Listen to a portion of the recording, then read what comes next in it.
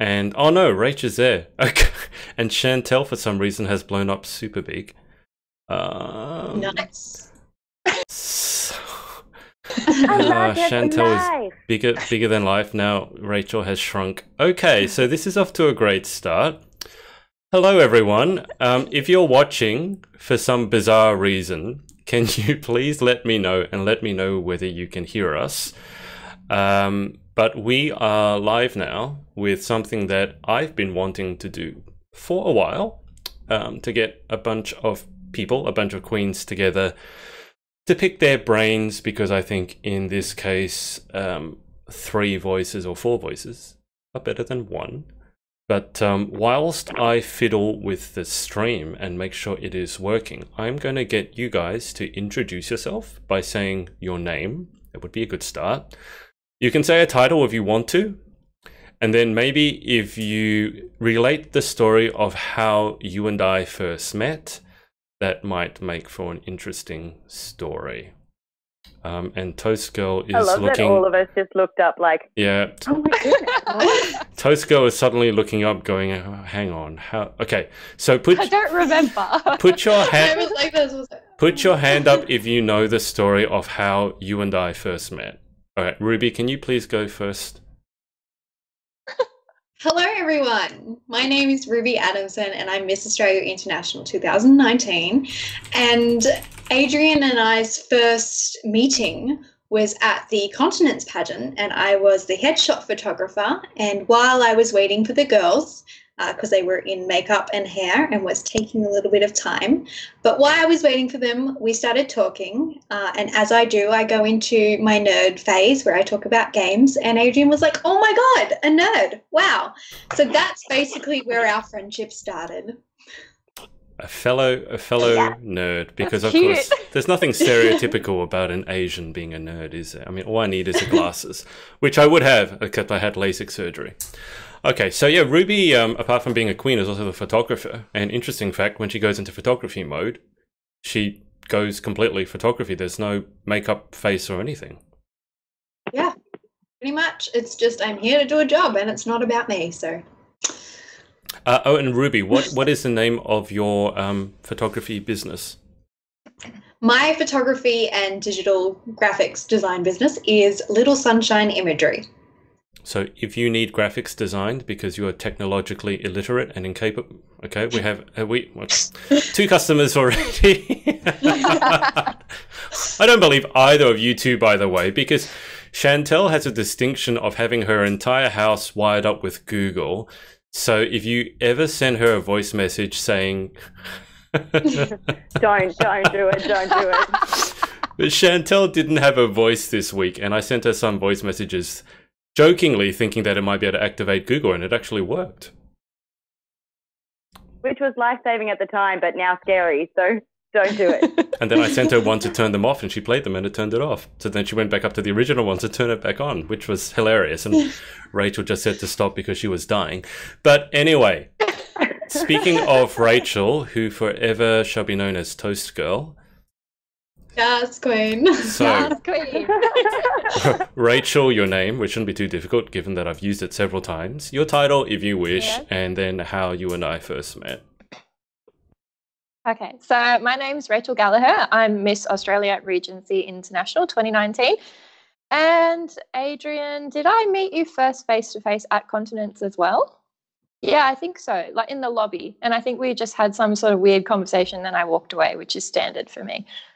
Well, hang on, there's another option? I thought weird was the only option.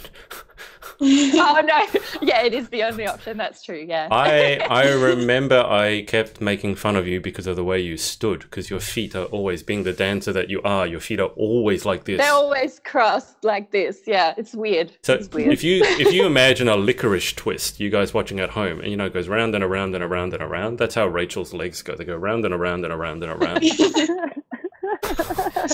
True. Okay. And then our special guest, whose webcam is the clearest, whose house is the smartest, and given the lighting, crown is the sparkliest. Chantelle O'Donohoe, can you go? Go. Cool. I am currently your reigning Miss Charity Australia. And I believe that I know that we first started talking through one of my Continents friends, Louise, but did we actually meet at Continents, or we met before that, right? Yes, there's a photo of us at Continents, so we definitely met at Continents. Yes. I know that we met at Continents, but did we meet before that? I don't think so. I know we spoke, but I wasn't sure if we met yet. Yeah, cool. Okay, well, let's all go with Continents then. And we got a photo together, and it was amazing, and it's a cherished memory of mine. Oh, that's so cute. You know you're on a Pageant podcast when you say something nice and everyone simultaneously goes, "Aw." Yeah. Okay, so we have a few people. Oh, okay. So Catherine Adamson, who is probably Ruby Adamson's mum, has said hello, Queens and King. I told you I didn't want to take this seriously. So hello, Queens and King. Tammy Lynette has said amazing photographer at that, which I'm imagining is Ruby. It's certainly not myself. We look like we've got Emily Egan and Linda May, who joined us on our gaming podcast on a couple of times. Yeah. She has said, hi, beautiful people. Hello, Linda. Oh, hi, Linda. Hi, Linda. Hi. Okay. And Catherine. And Tammy. And everyone. Hello. And everyone watching. Catherine has said, I do kind of remember you both meeting at Continents, Chantelle. This is worrying. When a third party remembers how two people met better than either of the other two parties. Oh, okay. Whatever. But we are going to get going here. And as I said, the reason I wanted to do this was to get people together to talk about pageantry issues, because I'm up to interview 42 now. So at 7 p.m. today, that'll be number 43. But interviewing obviously one queen at a time is great. You get to hear about their stories. But I think what's kind of missing is getting queens together to have a discussion. Like we did, if anyone saw the podcast that we did where we had Sarah Copeland, who has since become a queen, and our dear friend Maddie May, who is always has been and always will be a queen. But that was our first one, but that was in person. And we decided it'd be easier to go online, so we don't need to actually get together. And Ruby and Catherine live in the middle of nowhere. I know, because I've been there several times. Yes. Yeah. And this way we'd be able to take your questions. But what I thought we'd do is each week discuss an issue to do with pageantry. And each week we'd have a special guest on, just so we can rotate, so that Rachel and Ruby don't get sick of one another and don't get sick of me. Wow, that's really I never get sick of you guys. What are you talking about? Yes. It's coming. Don't worry. It's coming. So the topic loosely for this week is transparency, which was relayed to me. I'll fill Rachel, Ruby, and Chantelle in. But before I do that, because Rachel, myself, and Ruby are going to be the sort of the hosts, so to speak, Ruby thought we should call this the RAR podcast. RAR. It's either going to be RAR or it's going to be R, as in ARR, and we can be pirates. So, if you have any preferences whether we should call ourselves the RAR podcast or the R podcast, then you can let us know in the comments. Yeah, this is going well. Okay, so transparency. I'll fill you on the story and you guys can chip in. So there was a pageant that was recently held. The girls entered in good faith, and they didn't find out until national finals, after many, many months of hard work, that they never actually had a chance because they had competed in another system. Now, certain systems seemed to count, and certain systems did not seem to count. And after that, one of the mothers of one of the girls told me that we needed to have a discussion on transparency, which I guess we can look at multiple angles. If you want to look at it from the scoring system, or whether you want to look at something as simple as, well, if you've been in another system, we're not going to let you win. But I guess opening thoughts, Let me throw it over to you guys. Who wants to go first? Who has some opinions about transparency? I think transparency is crucial. I think that you absolutely need to be as transparent with people as possible. Otherwise, you're basically ripping them off. Sorry, just being blunt. See, that's what it's appreciated. I agree. Sorry. No need to apologize. I like that because over the last couple of weeks since I've sort of been speaking out about issues, I cannot tell you how many queens have been messaging me privately, thanking me for doing what I'm doing because they can't do it publicly. I got one today from a queen who went international, and she fled the pageant scene because she had such a horrible time of it. It's really sad that we lost her, actually. And it's one of the reasons I wanted to get people together, is to air some issues. Obviously, I can say things that probably none of you three would want to or should, but that's my prerogative as the only person without crown on head. But Chantelle has started off by saying it's crucial, otherwise you're ripping people off. Rach, what do you think? I think, like, coming from like a business perspective, because pageants are businesses, you know, people make money off of them. People go in them for different reasons, like self-development, professional development, personal development wise. If you're going to run a pageant, people need to know what's involved, and they also need to know what the expectations are and what the expectations of the directors are. 100%. And the pocket rocket? Yeah, that's it. Are you okay there, Ruby? Nailed it. Wait, did you just say my name then? Or Yeah, okay. no. Sorry, I was like, are we doing like a suspenseful, like, yeah, claps all around? Like, okay. So in that particular case, where obviously someone has gone into a system and only have realised they don't have a chance coming up to the national final because they've been in another system, I think that's... It was actually in the international final. It was on day 3 of the national final. Oh, well, I think the whole thing is, if this person is going to be the best person for the job, then it doesn't matter what system they've been a part of. It doesn't really matter about their past, obviously, depending if it's inappropriate, then yes, that's something you should look into. But especially in the pageant scene, if this person is the best person for the job, then they deserve to win on the night. It shouldn't come down to the fact that they've entered a pageant beforehand that that director didn't like, because that doesn't dictate who that girl is. I know when we were actually together on the last group podcast that Ruby, you spoke about, I can't remember what the question was, but you said you would like to see basically that the girl who worked the hardest won, or at least got recognition for that. So I'm assuming that's what you stand by. Yeah, well, I mean, there's so many times where a girl will win a title and then that's it. You don't see anything from her because the title was the only thing that actually meant anything to her.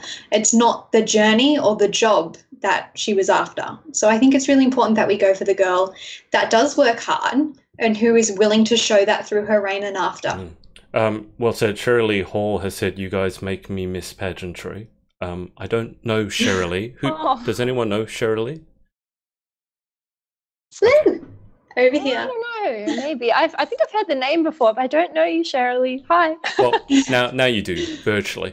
Now I do. Sort of. Let's hone in on this whole people winning titles and then doing nothing with them, because someone else posted that as well.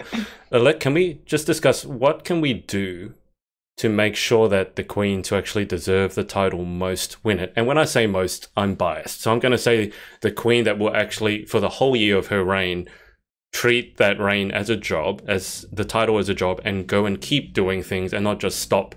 Maybe she goes internationally, then she comes back, and we look at their social feed after the pageant's over, and it goes from all pageant and service photos to bikini, or glamour shot, and there's nothing mentioned about the title afterwards. What do you guys think that we can actually do about that, or what directors could do about that? I reckon that when you win, even when you're in the pageant, you should really have a plan for what you want to do. And that's why you should be picked. I think that you should be able to present a plan for what you would do for that year, even if it's just some ideas or something like that. And your director really should be working with you in order to execute that plan in the best way possible. It's a really good idea. I don't think I've ever heard that idea before. I totally agree, but I don't know if all directors are up for that job. Being brutally honest, I'm sorry. Guess I'm going to be that person today. Oh no! I've been that. I've been that person for the last 2 weeks. So have I. Oh yeah. I copped a lot for it, so I guess I'm actually over it now now. saying that you're the reason that I copped it for the last 2 weeks. That's right. Yeah, I started that.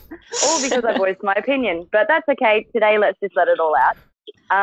But yeah, I don't think that all directors are up for that. And I don't think that all directors are actually wanting a queen that wants to do more. Then what do they want? That's the question. What do they want from someone winning a pageant? Like... Well, I mean, the whole thing is... So how many do you kind of know off the top of your head, and you're kind of like you haven't heard the director speak to their queens, you haven't heard them nurture them in any way, you know what I mean? Like this should be a partnership between the pageant system and the queen, and they should be working together for a greater goal. That's what it should be at the end of the day. And if it's not what it is, then they should say that too. Just as you said, let's be transparent. Okay, so 100% agree with that. And some directors, obviously, they just want the biggest, shiniest event, have the most people, maybe make a buttload of money, and then that's all they want. If we exclude those people for a second, because obviously there are directors who want more than that, is there anything that those directors can do? Because I've actually been asked this by a director of a pageant in the UK. What do you think the directors can do to ensure that they get a queen who actually is going to be legit for the 12 months of her reign? Well, the biggest problem with that is, obviously, some of you girls may know, but when you win, you sign a contract, and that contract will state how many appearances they'd like you to do, how many events they'd like you to put on. And a lot of the time, girls don't do that, but they still get to come back and experience that handover to the fullest. So the biggest thing I think it comes down to is you just really need to research the contestants coming through. Are they working for a goal before they enter the pageant? If they are, then they're not going to be in, I'm only going to do this so I win. They're going to do it because they want to. And if they win, then that is just a uniform for them to promote their platforms on a bigger scale. I totally agree. I think it basically comes down to, at the end of the day, the directors basically end up having to put in a similar amount of work to the queens just to keep up with all the work that the queens should be doing, right? Yes. I mean, I interviewed... Like, that is a job in itself, being a director. Absolutely. I mean, I interviewed Maria Torres, who's the international, as Ruby would know, the international director of Galaxy. And... she's pretty awesome. Just putting it out. I mean, look, but the interview with her is the reason I've basically made this week for myself Galaxy Week. I have 8 interviews scheduled this week, all with Galaxy girls, because Maria was just so authentic. I'm not saying she's perfect by any stretch of the imagination, but I think during my interview, just that quintessential moment when she holds up her hands and goes, "It's just a pageant, people," I just thought, you know, coming from a director, I think that's something that, you know, amen, we all needed to kind of hear. Yeah. But she was saying that the issue is that sometimes you're judged by a panel of judges who only get to see you for not even 3 minutes. Like the interview is what, 3 minutes, 4 minutes? And they're supposed to judge you on that. But I was thinking surely someone should go and look at the contestant's social profile for the last at least 6 months, 12 months to see, okay, have you mentioned charity anywhere? Or have you mentioned a cause that you're passionate about anywhere? Or is it legitimately just party pick, bikini pick, boat pick, party pick? Because surely if someone's posting like that all the time, if they become your queen, they're not just suddenly going to change overnight. And if they do, I mean, like, can you really trust that?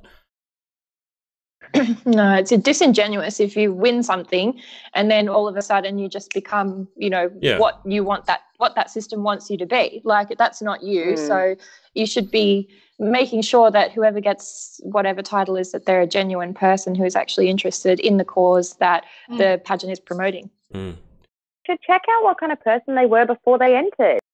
Yeah. Like, Yes, that gives you a really good indication of what the person's like, because as we all know, people can change for the 6 months leading up to a pageant and make their profile look like they are the superest, most amazing queen potential person. I know. I was like, oh no. Superist. Sorry. It's like, okay, Google, help me with my grammar. Just while we're laughing at that, I'll go to the comments. So Tammy has Catherine. No, okay, hang on. Let me go back. Sherry Lee Hall has said former Miss Newcastle 2018 and Miss Australia Global International. Actually, Sherry, that does ring a bell. Catherine has said no apologies are needed when you speak the truth. So Chantelle, that's directed at you. Tammy has said, I think directors could look into contestant service before pageant and research their media pages, exactly, to get a feel for how they would promote pageantry. So that's what we said. I will say, Sherry Lee has also said, I will say I did waste, in inverted commas, as some would call it, my year of those titles because I fell pregnant. So I will always put in effort when I won my. I think in the scheme. Yeah, of, but that's kind of fair. We are women, and that's going to happen, and you move on with life. That's totally fine. I don't think any of us are going to say that we have a problem with you becoming pregnant and then making that child a priority. I don't think we're going that far. In fact, that might be the right thing to do. I agree. I agree. Family first. Thumbs up. Yeah, we're all praising you for that. Well done. Okay, so Tammy has said well-written contracts. Yes, so Tammy is all for well-written contracts. Catherine has also said choose the right queens. If girls win and do nothing, then maybe the director should have a say in who wins. Okay, let's go to that one. That's an interesting one. Because that is an interesting one. I put something up about saying, because I actually think if the director knows most about the girls, I think the director really should have a say. Especially if the director knows this girl and been following them for a year or so. So what do you guys think in terms of directors having a say as to who wins? And just to give you context, I believe in some pageants, the director has no say and it's completely up to the judges. I can see a lot of nodding. Yeah. So what do you think about the directors having a say? I think it can be a good thing and a bad thing. It depends on the director, I guess, and also the system and the judges and the whole experience, I guess. But if there's an issue about favoritism, then they can be called up on that, and that's not something that you want as a judge, as a director, because it kind of puts your system in a bad light if you're accused of favoritism. And once that accusation is out there, it's very difficult to negate that sort of reputation. That's very true. But again, the most deserving girl should win. And if that's already the director's favourite, then why should we take it from that girl? You know what I mean? Like that. I think it's 100% down to the person individually, and So you go, Ruby. Okay, so the thing there is you will meet some beautiful directors, and obviously some of them they do pick who has that chance to be queen, and a lot of time it's up to the judges. But for me personally, there are directors out there that are biased, and you need a director who is not going to be biased. I know for me, every time I judge, there'll be friends in the competition, but I'm as basically strict and I don't know, I've forgotten what the exact word is, but unbiased, neutral. Yes, it's one of those words out there. But the whole thing is I pick the girl who is the best. I look at the profiles, I see what they've done. And I think it also, the queens should really get involved with that whole looking what the girls are doing leading up and referring that back to the director, because it is your job as a queen to look out for who's going to be your successor. Chantelle and I judged a pageant, like a glitz pageant, a few months ago. And we did, because pageantry is so small in Australia, everybody knows everyone. You're going to know someone who's competing. So we knew two of the girls that did win. And the reason that they won was because they were extremely polished and they were very, very good. And we gave them fair scores for what they worked for, because I think that's a shared value between me and you, Chantelle, that we give people, you know, credit for what they work for. Yeah. I'd assume that's a shared thing between all four of us, especially given what Ruby just said. But I mean, the other flip side to this that I've been on judging panels as well, and sometimes those judges use it as an ego trip, and it is ridiculous. The things that I've heard on judging panels saying, "Oh, this girl was insert 4-letter word here," and then, "Oh, I'm just going to give her a 0," and I'm like, "What?" But the thing is, they, similar to social media, they hide behind anonymity, because that girl will never know who gave her a 0. I think she'll see the total score, so obviously it'll be lower, but they won't know who gave her a 0. So now here's, to put you guys on the spot, what would you think in terms of transparency if the scores from each individual judge were made available to a contestant if she asks for it? How would you guys feel about that? From outside pageantry, I think that's a good thing, but then probably are considerations that I'm not thinking of. So what do you guys think? With dancing, for example, I know that it's not pageantry, but, you know, it's a competitive sport. You know, I'm sure that you could say that pageantry in some ways is a competitive sport. I don't know, but so you want to know where you stand in the rankings of things. Otherwise, what's really the point? How do you know what to improve on if you don't get the scores? Also, I've gotten scores back from pageants that I've been in, and I go, "Oh yes, well, I need to work on this section, this section, and this section." And in the next pageant, it was much better in the scores. But it's hard to know where you stand if you aren't told what ranking that you get in comparison to the other people as well. So in dancing, you actually do have the choice after the whole competition is over and everything's been judged. You can actually go and pick up for like $2 or something like that the entire score list of everyone in your section. It's really, really useful. Yeah, I mean, that would be useful. I would want that, just speaking for myself, because if I've invested, let's say, 6 months of my time into something, I would want to know where I can improve.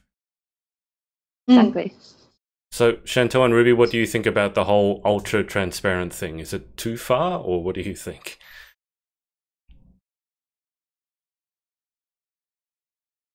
I think you need to be transparent to be fair.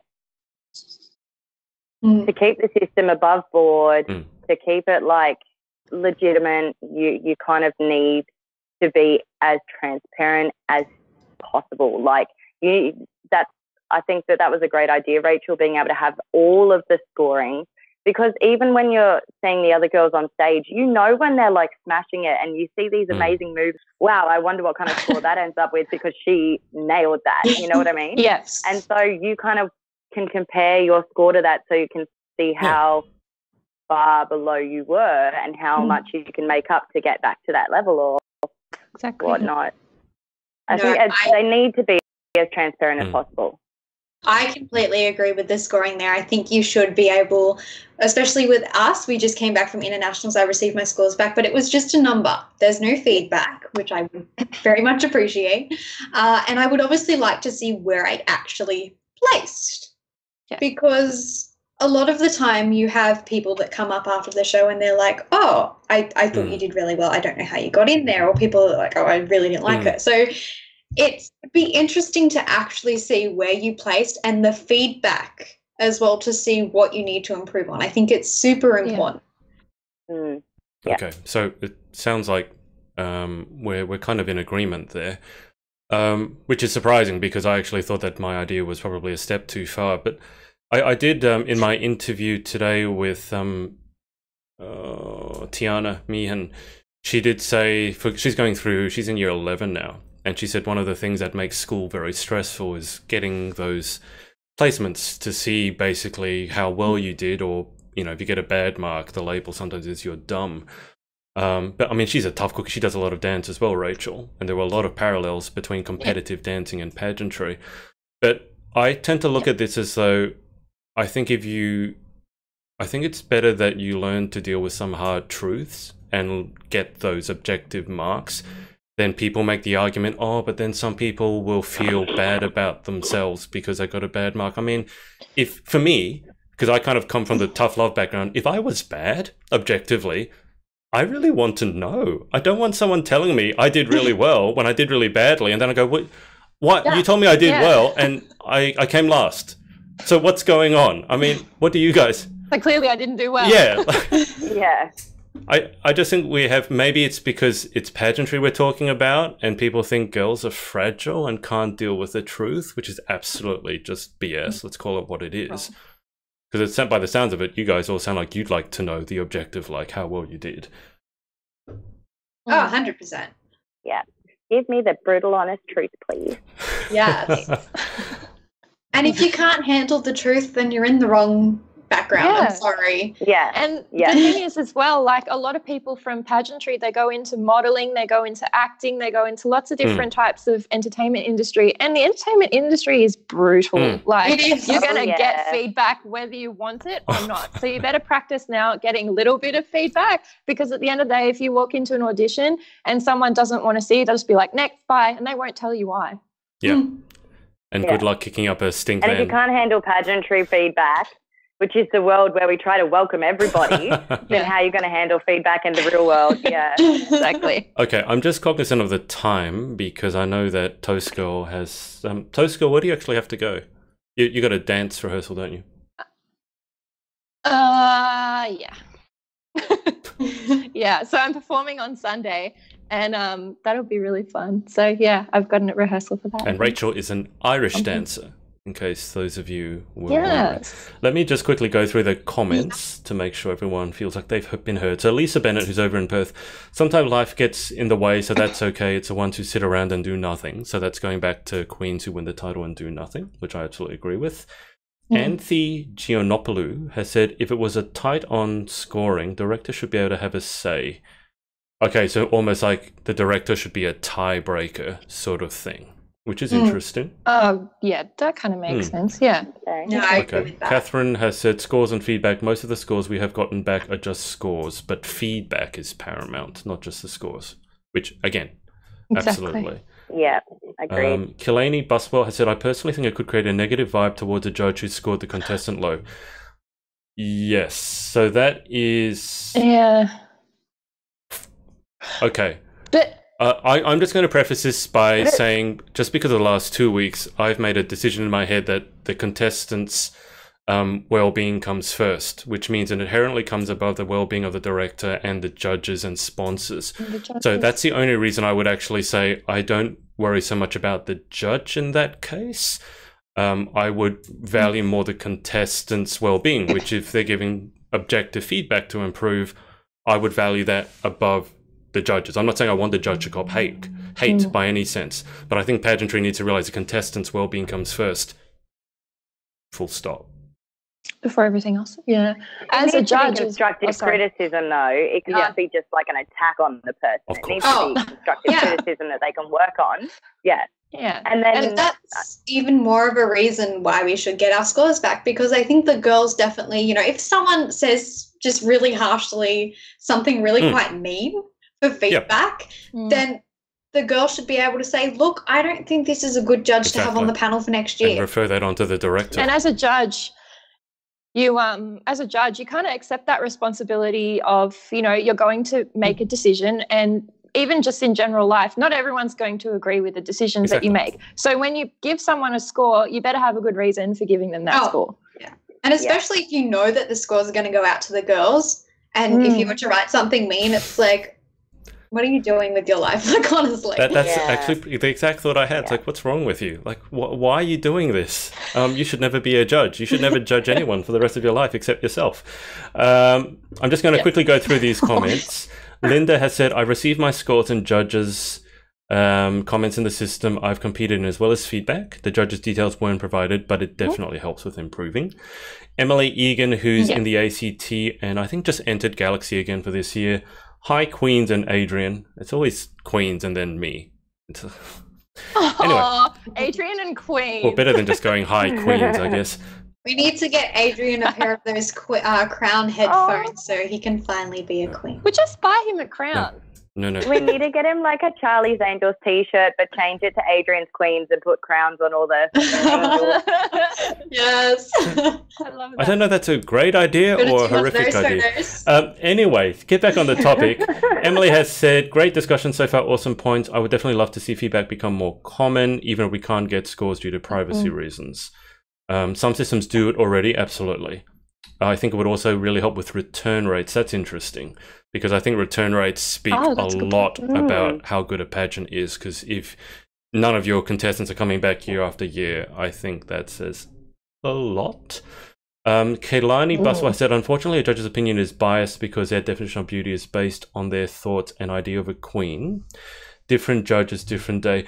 That, I guess, yeah, absolutely. There's an issue with no one's being completely objective, but I think Rachel actually asked Maria during my interview with her how she actually picked the judges, and Maria gave an answer which I really like, which is she gets her judges from inside pageantry and outside pageantry to deflect part of that. So absolutely, you can't ever be completely objective, but having a cross section of judges from inside and outside pageantry, I think minimizes that. But that's a valid concern. And okay, Tammy has said, I may be harsh, but if you can't handle the positive criticism, then first don't enter a competition. Second, makes me wonder how you will handle the positive following that can come as well without it going to your head. So that's okay. So it's not just us who are saying this. It's the flip side, yeah.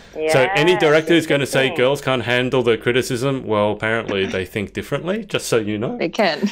I think criticism is great. Like, as long as it's not harsh and not hating you. I mean, we want feedback, right? I won't even call it criticism.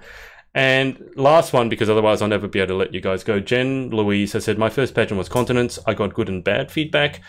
Feedback helped me improve, which helped me win my second pageant. Scores and feedback are so important. Good. I got a low score for evening section at continence, which if I didn't get their feedback, I wouldn't have pushed myself to improve on my technique for the next pageant. Exactly. So I think I know there might be a... Good on you, girl. I think there might be a degree of echo chamber. These might be all our people anyway, but obviously there is a body of people who value the feedback and would like to see transparency become, let's just say, a thing. A norm, yeah, a norm rather than something that we have to ask for. A requirement. Yes. Okay, now, I wanted to keep this 80% silly banter and 20% serious. I think today we've covered quite a lot of serious stuff. Which is fine. Sorry. Stop apologizing. So Ruby, you went there the other day. So it was Rachel's birthday about a week ago, and Rach and Chantelle and I went to Pancakes on the Rocks, the 24 Hours place, and Chantelle was sick as a dog. She subsequently lost her voice. So was I. Yeah, but Chantelle coughs up a lung right at the Pancakes table. And then she turns to Rachel, holds her hand and goes, I'm so sorry.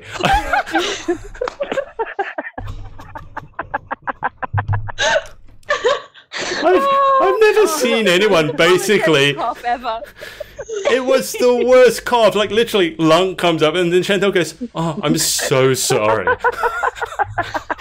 Like, you're in hospital, okay? I'm just saying, like, you're in hospital and you're like on your deathbed, you're not gonna go, I'm sorry for dying. I'm like, so come on, sorry. honey. Chantelle, seriously, Chantelle would. I don't know how I got onto that, but that was hilarious. So what we'll do to keep it tight and on time so Irish Dancer can go Irish Dance, why don't you guys just fill us in with what you've got planned maybe for the rest of this week, or just any shout outs you want to give to yourself in terms of social media, any projects you have, etc., etc. So closing thoughts, and why don't we start with the guest first? So Chantelle, closing thoughts. Just want to give a shout out to IDX. I work for a company called IDX, and we go into Indigenous communities and teach coding and robotics and cool stuff. And we're heading on a huge drive out to Lake Macquarie tomorrow. So just if anybody's in the area, come and learn some cool stuff. And Chantelle is a gadget queen. She's basically the female equivalent of Tony Stark. So I'm hugely jealous. I still have not seen your $35,000 smartboard. It's pretty cool. It's pretty cool. I haven't seen it yet. I'm just dropping the really subtle I do love my hint. gadget life. I'm slowly going to bring Adrian in. Do it. You don't need to bring me in. I told you. I didn't know you were a gadget person. I knew you were working with Indigenous communities. I had no idea what's with all these amazing gadgets. So, anyway, Yeah. Miss AU Intel 2019, you're up. Yay, that's me. Yes, it is.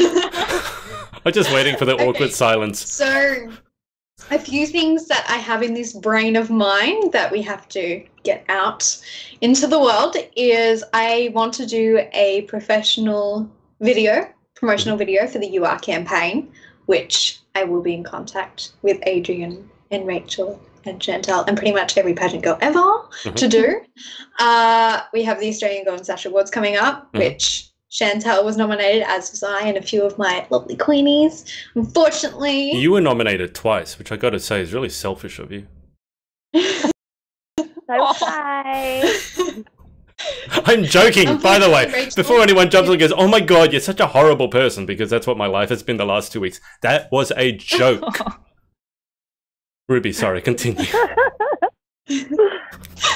but that's something I'm looking forward to, and just catching up with everyone's going to be awesome. I'm there for the photo opportunities, not really anything else, to be honest. And another thing that I am also looking into is actually providing mentoring and coaching, especially for the girls coming through to our system. But anyone who would like any coaching at all, I'd be happy to help out where I can. That is exciting news. Okay.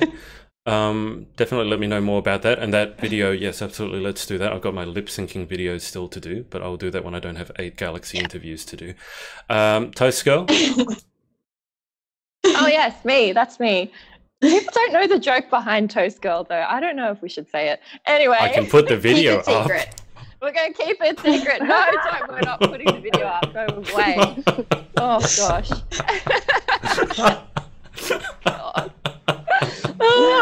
The sad thing, Rach, that's not actually the worst video I have of you anymore. No. It's called the polka dance. No. Yes, I love that. That's You're so hurting funny. my face. I'm sorry. Rach, so Too much smiling. closing thoughts for you, Rach. Oh, closing thoughts. Or closing remarks. Okay, so yes, closing remarks. Yeah, I reckon transparency is something definitely needs to be worked on. I'm all here for having the scores and everything. I think that'd be super useful, especially for me, like as someone who is new to pageantry. I've only been doing it for about 9 months, and there's lots of things that I want to work on, and I want to be told what I need to do in order to get better, because I don't want to just stay in pageantry. I want to like make it bigger and everything like that, and do lots of different things and branch out. What am I doing for the rest of this week? So I've got on Sunday, I'll be dancing at the Sydney Folk Festival with a couple of friends of mine, and they're all Irish musicians, which is going to be heaps of fun. So I'm looking forward to that. It's going to be at the City Tattersalls Club in the city. So if you're interested in maybe having a little bit of a look at that, you can definitely come Will there along. be Guinness there? I don't know. I'm sure there will be. Really, Adrian? What? Really? Yes, really. He's obsessed. After the Rose of Tralee. And while you're in the area, head down to the Domain, because I'll be volunteering with the Cancer Council on Sunday, and we are setting up the Field of Hope with a whole bunch of daffodils. Oh, that's so cute. I love that. Chantelle, Well, come on down then. Just before we hang up, so 2 things. First off, Ruby, your mum has said you're getting darker and darker. She's not referring to your tan, but you have gone very... The lighting. I know, the lighting. Next time, it's a learning process, guys. Girl, you need to go to Kmart. They sell these $20 ring lights. That's what I'm using right now. It works really does. well. It does Okay. work really well. Yes. And Chantelle, just quickly. I'm using $15 lamps from Kmart also. Chantelle, your setup Yes, looks Kmart absolutely queens. awesome. But Chantelle, your health news that's public knowledge, right? So I actually haven't spoken about it with my daughter Don't worry about it yet. then. But but we're free, guys. We're good.